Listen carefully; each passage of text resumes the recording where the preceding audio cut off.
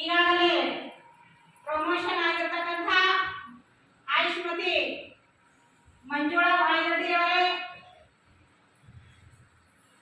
ಅದೇ ರೀತಿ ಮೇಜರ್ ಚಂದ್ರಕಲಾ ಬಡಿಗೇರ್ ಅವರೇ, ಅದೇ ರೀತಿ ಭಾರತೀಯ ಬೌದ್ಧ ಮಹಾಸಭೆಯ ತಾಲೂಕಾ ಜಿಲ್ಲಾ ಗ್ರಾಮದಿಂದ ಬಂದಂಥ ಎಲ್ಲ ಭಾರತೀಯ ಬೌದ್ಧ ಮಹಾಸಭೆಯ ಉಪ ಪದಾಧಿಕಾರಿಗಳು, ಇವತ್ತಿನ ವಿಶೇಷವಾದಂಥ ಕಾರ್ಯಕ್ರಮದ ಉದ್ದೇಶವೇನೆಂದರೆ ಸುಮಾರು 6 ತಿಂಗಳ ಹಿಂದೆ ಭೀಮರಾವ್ ಸಾಹೇಬ್ ಅಂಬೇಡ್ಕರ್ ಅವರ ಆದೇಶದಂತೆ ಕರ್ನಾಟಕದ ತುಂಬ ಮಹಿಳಾ ವಿಂಗ ವಿಭಾಗದ ರಚನೆಯನ್ನು ಮಾಡ್ಕೊಂತ ಬರ್ತಾ ಇದ್ದೀವಿ.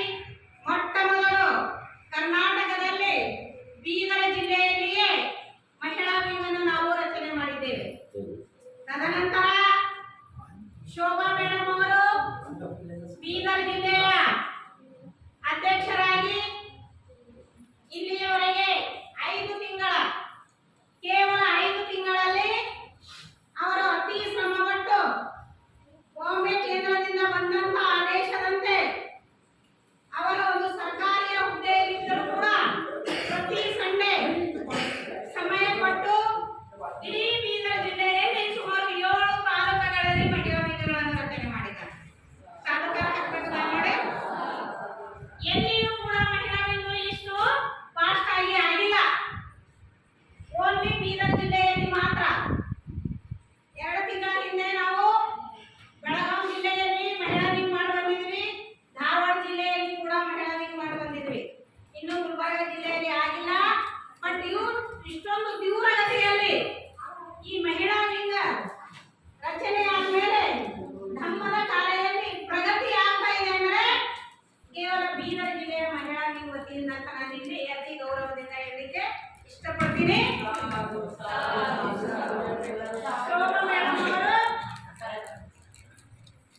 ಧೈರ್ಯ ಮಾಡಿ, ಯಾಕಂದ್ರೆ ಮೆಲ್ಲ ಮಾತಾಡೋದಂತ ಇರ್ತಾರ ಅವರು.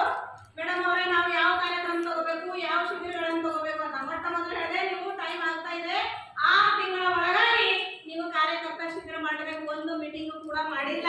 ಆದರೆ ಜನರಲ್ ಮೀಟಿಂಗ್ ತಗೊಳ್ಬೇಕಾಗಿತ್ತು, ತಗೊಂಡಿಲ್ಲ.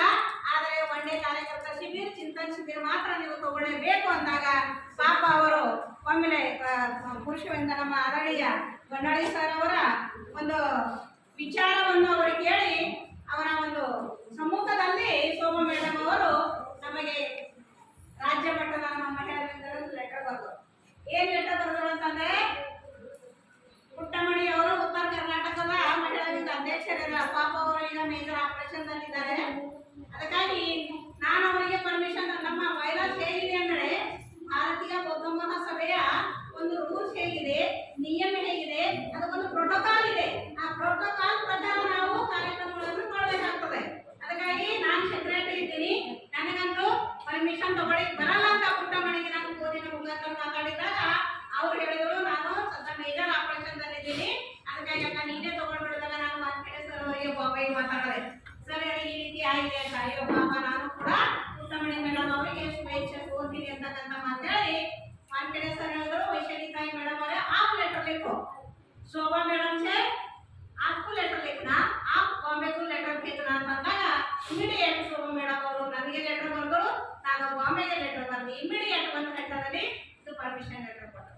ಅದಕ್ಕಾಗಿ ಇಮಿಡಿಯೇಟ್ ಶೋಭಾ ಮೇಡಮ್ ಅವರು ಈ ಕಾರ್ಯಕ್ರಮವನ್ನು ಆಯೋಜನೆ ಮಾಡಿದ್ದಕ್ಕಾಗಿ ಮತ್ತು ಅವರ ಒಂದು ಎಲ್ಲಾ ಟೀಮ್ಗಳಿಗೆ ನನ್ನ ಧನ್ಯವಾದಗಳು ಹೇಳ್ತಾ ಇವತ್ತಿನ ಈ ಒಂದು ಶಿಬಿರದ